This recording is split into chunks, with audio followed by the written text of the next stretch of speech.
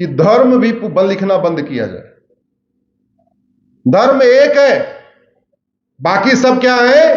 पंथ। और धर्म की कोई अंग्रेजी नहीं होती, जैसे योग की कोई अंग्रेजी नहीं होती, ब्रह्म की कोई अंग्रेजी नहीं होती, कर्म की अंग्रेजी नहीं होती। बहुत सारे शब्द हैं, इनकी अंग्रेजी होती नहीं। इंग्लिश में वो शब्द ही नहीं है।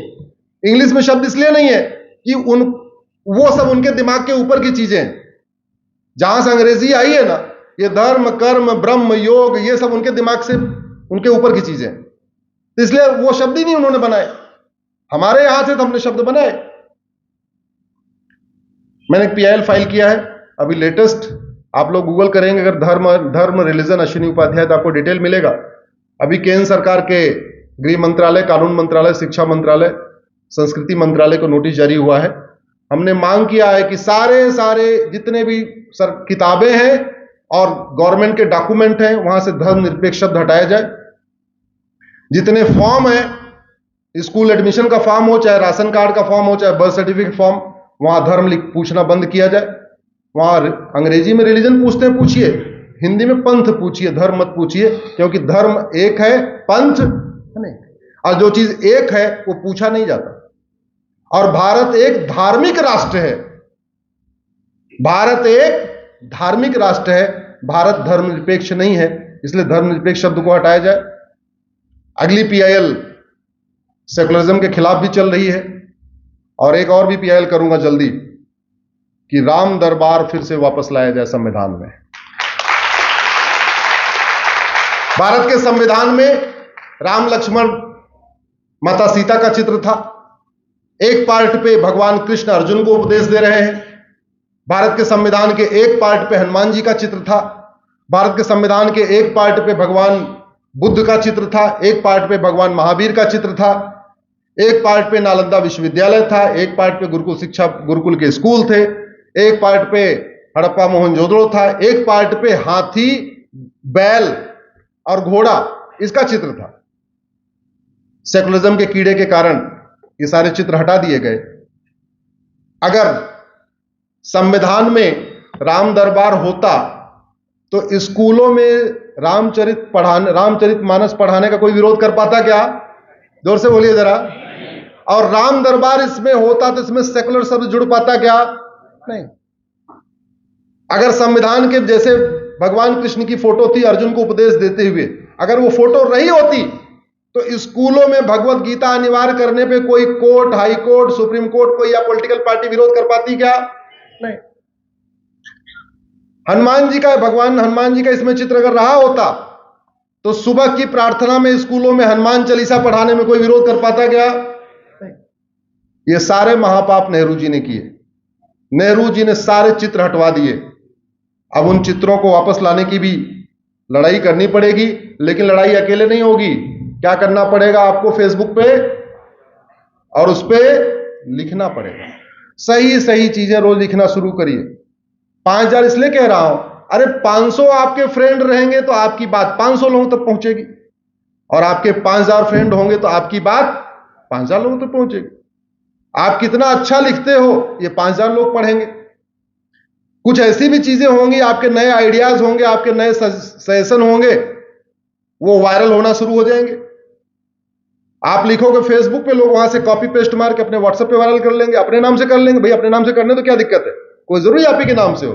आइडिया आपका है, कोई चुरा के आगे बढ़ा रहा है तो चुराने दो, अपने फेसबुक डालने दो। आप ऐसा करेंगे तो ऐसे भी हो सकता है कुछ आइडिया आपका मंदसौर का हमें दिल्ली में बैठे बैठे मिल जाए, और बैठे बैठे मिल जाए तो हो सकता है मैं पीआईएल भी कर दूं। इसलिए मैं आपसे आग्रह करता हूं कि आप लोग इस पे बोलना शुरू करें। मानव निर्मित कोई भी समस्या लाइलाज नहीं है, पहले तो दिमाग में रख लीजिए। मानव निर्मित कोई भी समस्या लाइलाज। दूसरी बात, मानव निर्मित समस्या का इलाज किसको करना पड़ेगा? मानव निर्मित समस्या का इलाज या तो भगवान राम के भक्तों को करना पड़ेगा, तो कृष्ण के भक्तों को करना पड़ेगा, महावीर जी के भक्तों को करना पड़ेगा, गौतम बुद्ध के भक्तों को पड़ेगा, हनुमान जी के भक्तों को करना पड़ेगा।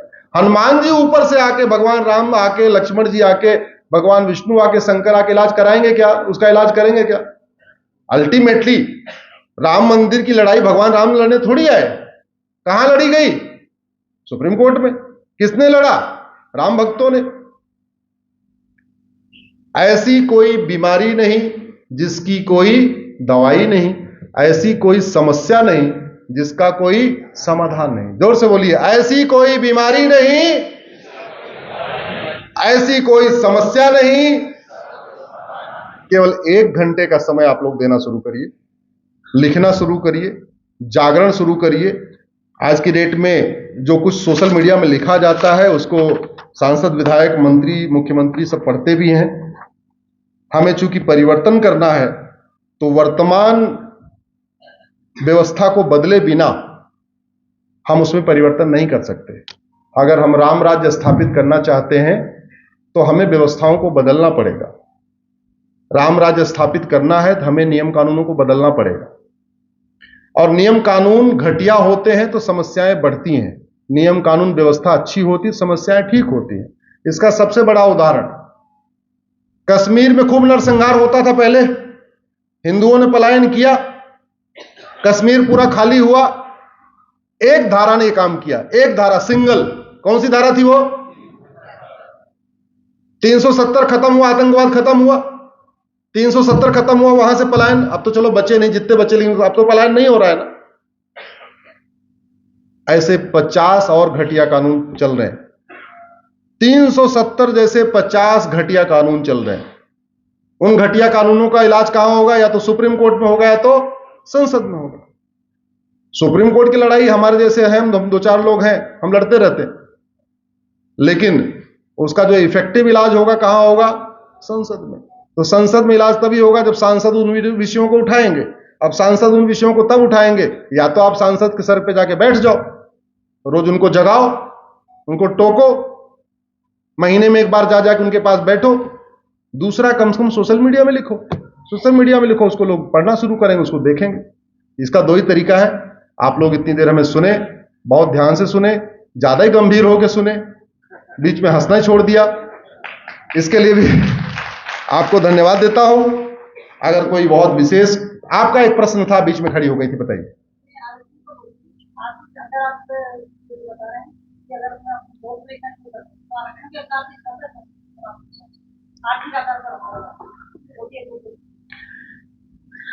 कोई अभी इसका जवाब देने की बजाय मैं केवल इतना ही कहूंगा, मानव निर्मित हर समस्या का समाधान संभव है, लाइलाज नहीं है। जो समस्या भारत में है, अगर वो सिंगापुर में नहीं है, फ्रांस में नहीं है या अमेरिका में नहीं है, इसका मतलब वो समस्या लाइलाज नहीं। बड़ी सीधी सी बात।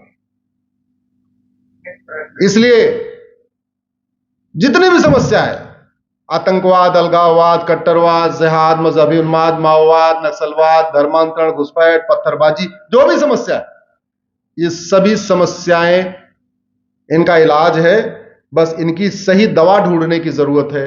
सही दवा है, घटिया कानून बदले जाए, घटिया व्यवस्था बदली जाए, घटिया सिस्टम बदला जाए, और वो स्वाभाविक सी बातें बदले। आप डिमांड करोगे, सप्लाई होगी। अगर आप ये सोचोगे नहीं नहीं यार, अपना काम धाम बढ़िया चल रहा है, अपना गाड़ी मकान हो गया, वैगनर आ गई या जो भी है, अपना फार्म हाउस बन गया, अपना सब कुछ ठीक हो गया, जरूरत क्या है, उससे नहीं बदलेगा। आपको थोड़ा पेन लेना पड़ेगा, थोड़ा सोचना पड़ेगा।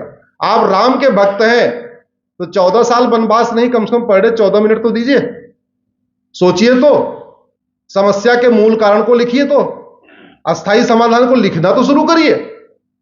भगवान राम की सबसे बड़ी पूजा यही होगी कि राम राज्य स्थापित करने में जो समस्याएं आ रही हैं उनको आप लिखना शुरू कर दीजिए, समझिए भगवान राम की पूजा हो रही।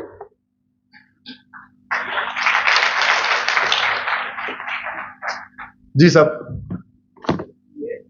जो भगवान राम दरबार का जो चित्र हटाया गया, इसके लिए कोई संविधान संशोधन तो लाया नहीं गया, इसलिए ये तो अभी भी फिर से छाप सकते हैं। अगर कोई पब्लिशर अगर हिम्मत करे तो कहाँ रोके? नहीं, पब्लिशर नहीं छाप सकता उसके लिए, क्योंकि संविधान संशोधन तो लाया नहीं गया इसके लिए। मैं समझ गया आपकी बात। उसको चोर दरवाजे से निकाल दिया गया, और किसी पब्लिशर की इतनी हिम्मत नहीं है कि उसको छाप सके। जैसे आर्टिकल 35 चोर दरवाजे से निकाला गया था, लेकिन किसी पब्लिशर की हिम्मत नहीं पड़ती आर्टिकल 35 में छापने की। इसलिए हमें आर्टिकल 370 तो पता था क्योंकि छपता था, लेकिन आर्टिकल 35 में पता ही नहीं चलता था क्योंकि छपता नहीं था, किसी किताब में नहीं होता था।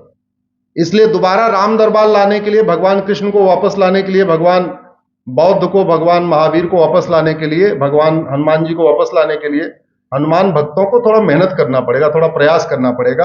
और प्रयास वही है, जिस चीज की डिमांड होगी वो सप्लाई होगी। अगर आपकी डिमांड में दम है और डिमांड जोर से हो रहा है, सामूहिक हो रहा है, लाखों की संख्या में हो रहा है, तो सप्लाई होगी। और जोर से डिमांड हो, लाखों की संख्या में हो, उसका एक ही तरीका होता है, या तो जैसे दिल्ली घेर लो, जैसे आजकल तथाकथित किसानों ने घेरा हुआ है, तो वो तो नहीं कर पाएंगे आप लोग, सब लोग हैं। तो दूसरा तरीका, घर में बैठे बैठे उसको लिखना शुरू किया। बहुत बहुत धन्यवाद, बहुत बहुत आभार।